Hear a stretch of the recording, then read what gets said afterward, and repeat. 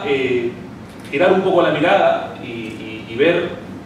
cómo influye toda esta lógica de compliance, del discurso del compliance, ya no en el tema de la responsabilidad penal de la persona jurídica o administrativa, como se quiera llamar,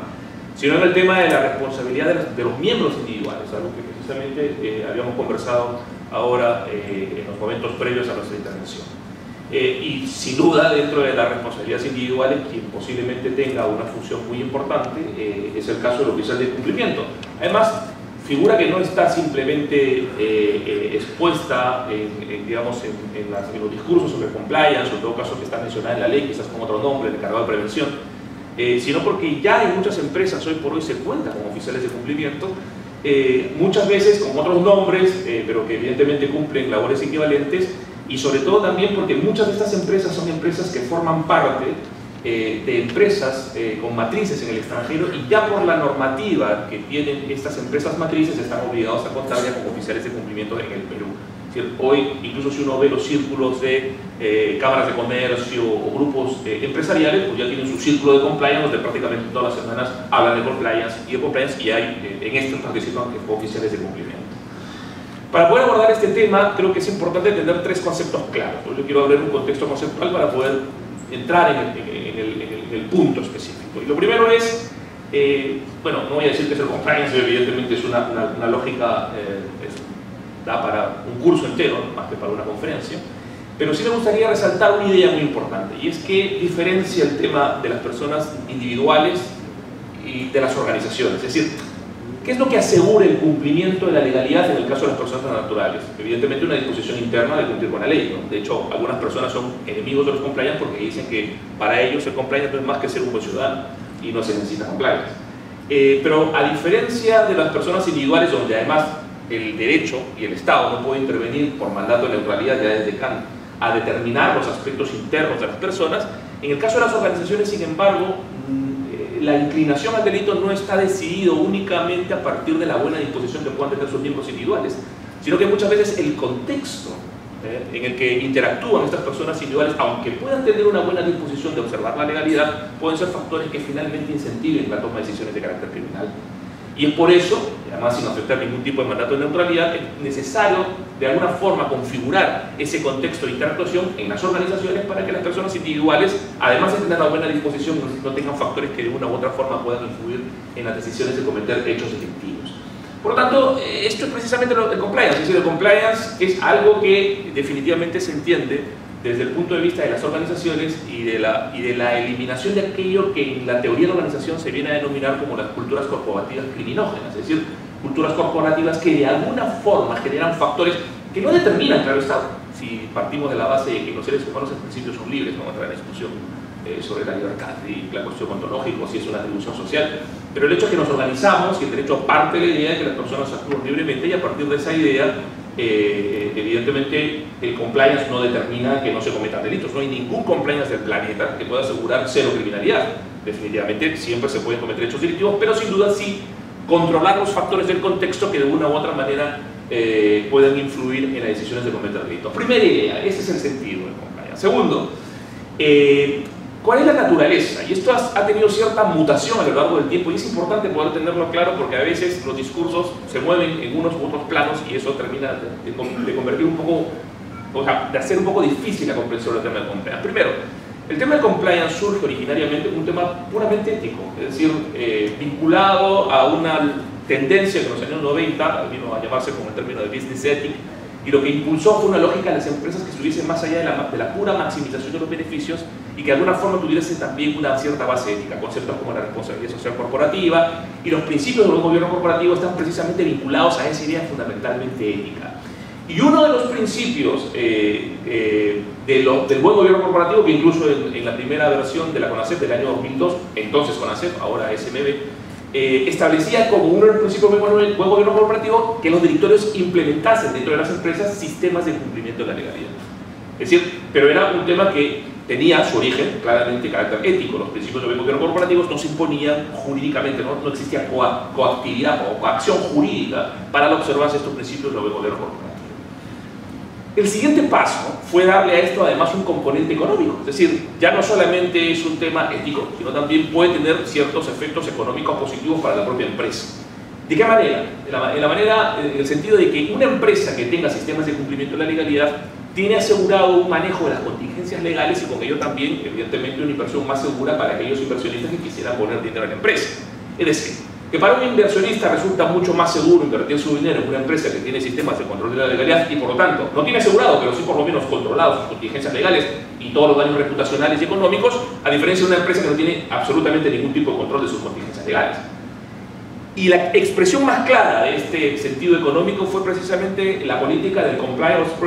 explain, que fue posteriormente desarrollado sobre todo en determinados organismos encargados de la supervisión de empresas que cotizan en bolsas,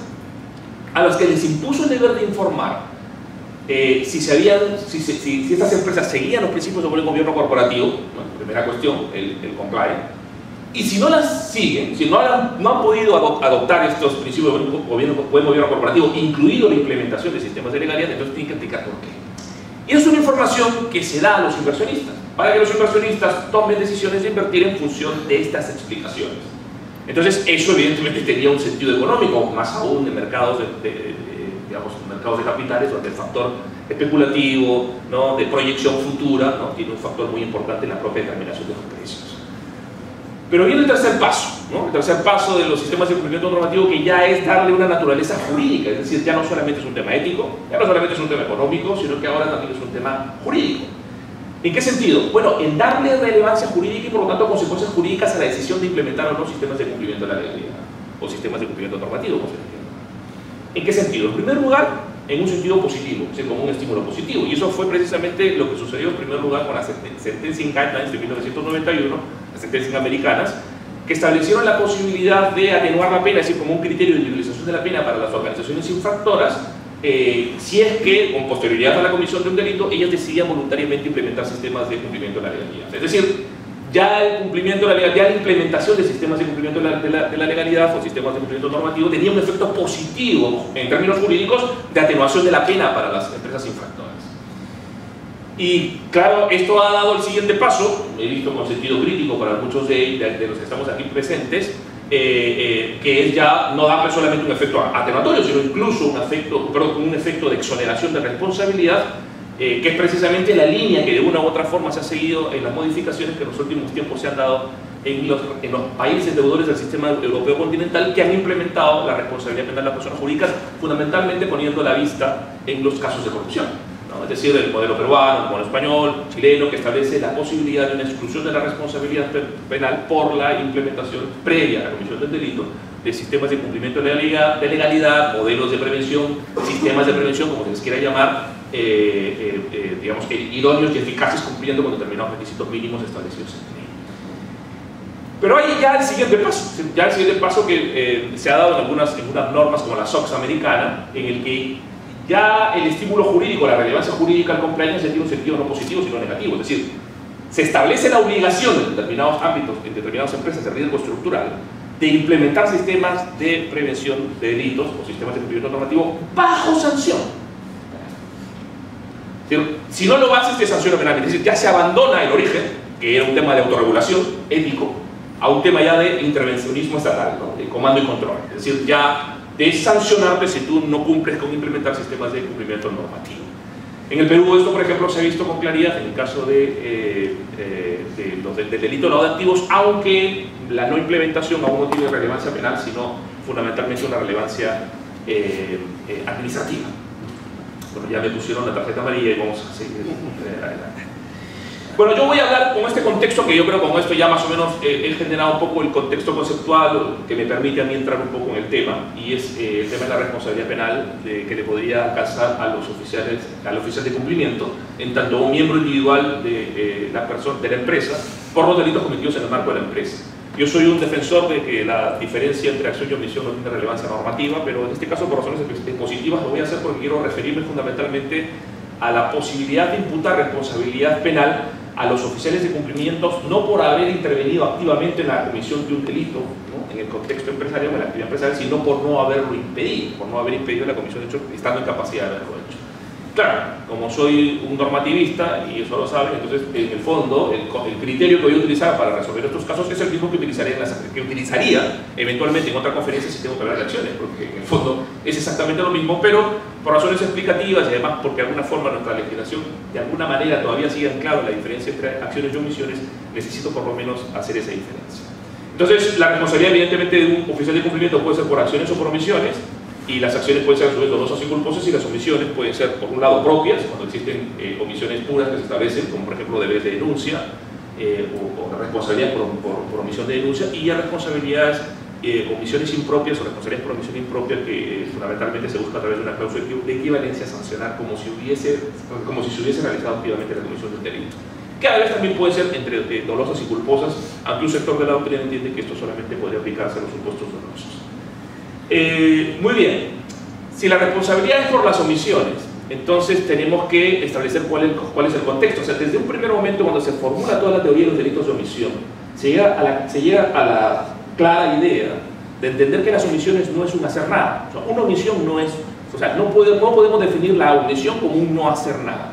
porque eso es eso, no hacer nada. Una omisión es no hacer algo esperado. Solamente podemos hablar de omisiones en la medida en que tengamos un referente normativo que nos permita establecer qué se espera de alguien y por lo tanto qué ha omitido alguien realizar. ¿Qué significa eso? Bueno, que para poder saber cuáles son los posibles delitos que un oficial de cumplimiento puede cometer en el marco de la empresa, tenemos que saber cuál es su contexto de actuación, y a partir de ese contexto de actuación establecer o poder definir o determinar qué es lo que esperamos de un oficial de cumplimiento y qué es lo que jurídicamente se le puede exigir a un oficial de cumplimiento.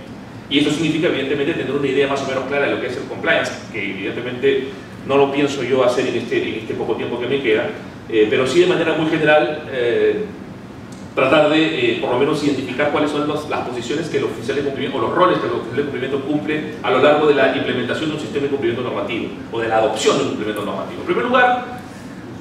hay un punto de partida que dice que los sistemas de cumplimiento normativo son trajes a medidas, no hay recetas únicas, cada empresa tiene que tener su propio procedimiento, pero a nivel, por lo menos, de los estándares o los estudios, se han generado o se han determinado por lo menos 3 columnas a partir de las cuales se tienen que construir.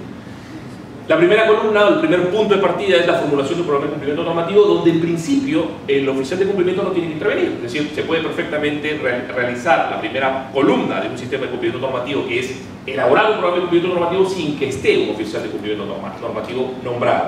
El oficial de cumplimiento no tiene que estar nombrado. De hecho, muchas veces en estos casos, ya lo han comentado incluso el profesor Ugaz a raíz de la pregunta del profesor Caro, que esto se está encargando de determinadas instituciones, empresas auditoras y tal. Yo creo que es un error, yo creo que es un horror que eso lo hagan empresas dedicadas más a, digamos, procesos económicos que a temas de prevención de delitos. Esto lo tiene que hacer un criminólogo y un dogmático y un penalista. Esos son los únicos que tienen capacidad de poder identificar como una prevención situacional de los delitos qué riesgos de infracción penal puede tener una empresa. Pero bueno, en fin, como vivimos en un mundo de alguna forma estandarizado, se cree que siguiendo procesos más o menos al uso en determinadas empresas auditoras, creen que esto también es posible llevarlo al ámbito de los sistemas de cumplimiento normativo de carácter penal. Y yo creo que eso es un serio error. Pero más allá de esta cuestión, en ese momento el oficial de cumplimiento no cumple una función relevante. ¿Es deseable que esté? Sí, claro, para que conozca un poco cómo se identifican los riesgos, cuáles son los protocolos y las políticas para el manejo de los riesgos. Está claro que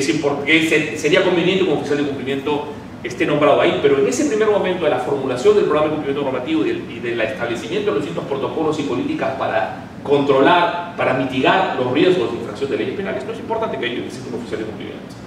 Pero en esa primera parte es necesario ya estructurar el cumplimiento, y eso significa establecer canales específicos dentro de la empresa en los que efectivamente el programa de cumplimiento no sea simplemente un manual, ¿no?, que cualquiera lo lee pero que sin embargo no se viva en la propia empresa. Eso significa tener que estructurar, eso significa asumir obligaciones y facultades específicamente por parte de todos los distintos miembros, sobre todo los expuestos a riesgos,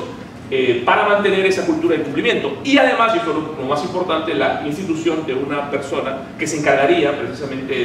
de controlar la implementación, el manejo y además dar información a los directivos sobre cómo se ve desarrollando el sistema de cumplimiento normativo. Y ese es el oficial de cumplimiento. A partir de ahí, el oficial de cumplimiento, surge un segundo momento, la segunda columna, que es la columna referida a la implementación, en la que sí asume el oficial de cumplimiento una función esencial. porque él es encargado de transmitir a los distintos miembros de la empresa cuáles son los riesgos evidentemente detectados en la actividad propia de la empresa, cuáles son las políticas o cómo tienen qué políticas o qué protocolos o qué códigos tienen que utilizar y seguir ante las situaciones de riesgo detectadas, ¿no? Y además tienen que trabajar en la capacitación, incentivo, ¿no? Y por lo tanto, y además también en la documentación y los controles posteriores que se tienen que hacer para que efectivamente esto tenga vía real, es decir, la exigencia de que esto se dé en todos los niveles de la empresa, ¿no? Y sobre todo desde la dirección hacia abajo, el famoso top from the top, ¿no? Es decir, que vengan desde los más altos ámbitos de la empresa, directivos de la empresa, hasta el último trabajador. Y ahí el oficial de cumplimiento sin duda tiene una labor muy importante. El tercer momento, que es el momento de la consolidación del sistema de cumplimiento normativo, se da cuando el cumplimiento normativo cuando el sistema de cumplimiento normativo no se observa por parte de un trabajador, y entonces es necesario, frente a esas situaciones, primero detectar esa inobservancia a través de un proceso de investigación interna, determinar las responsabilidades, si se encuentra un trabajador responsable por el incumplimiento de las normas establecidas o de los códigos o de los protocolos establecidos, pues establecer en el marco del derecho disciplinario sanciones correspondientes y a partir de esa experiencia buscar la consolidación. Y aquí sin duda el oficial de cumplimiento tiene un rol muy importante, no porque tenga que hacer las investigaciones internas, que las podría hacer, ¿no? Aunque en algunos casos se recomienda que no lo haga porque si se trata de por lo menos directivos de cierta importancia, una cierta independencia, aconsejaría más bien tercerizar las investigaciones internas, pero ya eso es un tema de detalle en lo que no pienso entrar. Lo que quiero decir es que en estos tres momentos de la vida que tiene un sistema de cumplimiento normativo, formulación del programa de cumplimiento normativo, implementación del programa de cumplimiento normativo y consolidación del programa de cumplimiento normativo, el oficial de cumplimiento tiene una labor importante fundamentalmente en los dos últimos momentos. No en el primero, sería aconsejable, pero no en los dos últimos es claramente una pieza clave para el funcionamiento del sistema normativo. Ok, y a partir de esto si se cometen delitos, ya sabemos cuál es el contexto de actuación de un oficial de cumplimiento, si se cometen delitos podemos responsabilizar al oficial de cumplimiento por no haber impedido la comisión de hechos delictivos. Bueno, definitivamente el artículo 3, inciso 1, establece como uno de los requisitos el hecho de poder afirmar que existe una posición de garantía o en todo caso un deber jurídico de impedir el delito. Y la pregunta que tenemos que hacer en este caso es, ¿tiene el oficial de cumplimiento una posición de garantía? ¿Es garante o no? El profesor Caro ya hizo mención a la posición del 2009 del Bundesgerichtshof en relación a la posibilidad de que el oficial de cumplimiento sea un garante, ciertamente en un obiter dictum, es decir, no en una solución al caso concreto, pero esta afirmación es una afirmación que además en la propia doctrina alemana ha sido duramente criticada porque hace una afirmación general y creo que es evidente hacer claramente distinciones. En primer lugar, yo personalmente creo que el oficial de cumplimiento no tiene una posición de garante, no puede afirmarse una posición de garante general con todos los miembros individuales de la empresa, sino que deben excluirse del universo de miembros de la empresa, miembros individuales de la empresa, por lo que existe o frente a lo que existe posición de garantía, los directores. Y de hecho, hay algo en esta lógica reconocida en muchos ordenamientos jurídicos, y en el Perú podríamos discutirlo, que diferencia claramente cuando el delito se comete por directivos a cuando se cometen por subordinados que están actuando por orden de los directivos o por subordinados a los que no se les ha supervisado correctamente y por lo tanto cometen un hecho delictivo porque no se ha cumplido adecuadamente con la supervisión. ¿Y esto qué, en mi opinión personalmente, qué significa? Significa que no hay compliance contra los directores, es decir, no hay forma de que un compliance establezca sobre los directores la posibilidad de establecer mecanismos de control. Y por lo tanto, el oficial de cumplimiento en estos casos no tiene una capacidad de poder impedir o evitar la comisión del delito a partir de los directivos. ¿Qué podríamos decir, por lo tanto? Que no habría responsabilidad. Si un directivo comete un hecho delictivo, responderá penalmente y eventualmente la persona jurídica, pero no el oficial de cumplimiento. Sí, quizás por una omisión del deber de denuncia, sea un delito, omisión de denuncia 407 del Código Penal, porque por su posición toma conocimiento de la comisión de un hecho delictivo y lo tiene que informar, pero no una responsabilidad de comisión por omisión por el delito cometido por el directivo. La situación cambia en el caso ya de los otros miembros individuales de la persona jurídica o de la empresa. Aquí tampoco creo que se pueda hacer una afirmación general, sino que es importante a su vez hacer distinciones. Si el compliance penal está establecido e impuesto por ley y además exige el nombramiento de un oficial de cumplimiento, entonces en este caso el oficial de cumplimiento, en mi opinión, asume lo que, a menos en el discurso penal que yo manejo, se conoce como una vinculación de carácter institucional. Es decir, ya sé que he terminado, déjame redondear la idea. ¿Qué quiere decir esto? Quiere decir que el oficial de cumplimiento es competente institucionalmente por una posición en la que el Estado le pone de carácter cuasi institucional. Es decir, no es un funcionario público, pero asume funciones propias del Estado, que se le asignan porque precisamente por ley el Estado establece la obligación de implementar en determinados ámbitos especialmente sensibles y a los que no puede llegar una responsabilidad, unos deberes de prevención y detección. En mi opinión sucede exactamente algo parecido con el caso de los agentes de retención y percepción para los delitos tributarios, que no son funcionarios públicos, pero a los que el Estado le dice: tú vas a cumplir funciones de administración, reteniendo y percibiendo los tributos, y si no los entregas, cometes un delito que en mi opinión es de infracción de un deber, que es el único delito de infracción de un deber de los delitos tributarios. Sucede exactamente lo mismo cuando estamos ante un delito o cuando estamos ante un compliance que se ha impuesto por ley, ¿no? Y además exige el nombramiento de un oficial de cumplimiento. El oficial de cumplimiento asume una posición cuasi institucional y por lo tanto una competencia institucional. ¿Es garante? Evidentemente sí, pero por una competencia institucional. Está claro que esto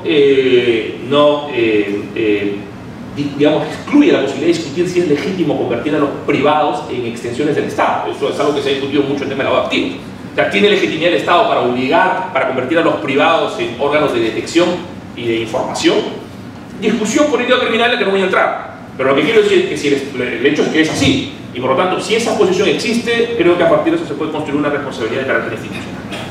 Si el compliance no es impuesto legalmente, sino que es voluntariamente implementado por una empresa, a su vez hay que diferenciar dos casos. Un caso es el caso en el que el delito se comete en contra de los intereses de la empresa. Y en mi opinión aquí se presenta otra competencia institucional, ya no por el traslado de deberes estatales de prevención y detección, sino más bien por una situación de confianza especial.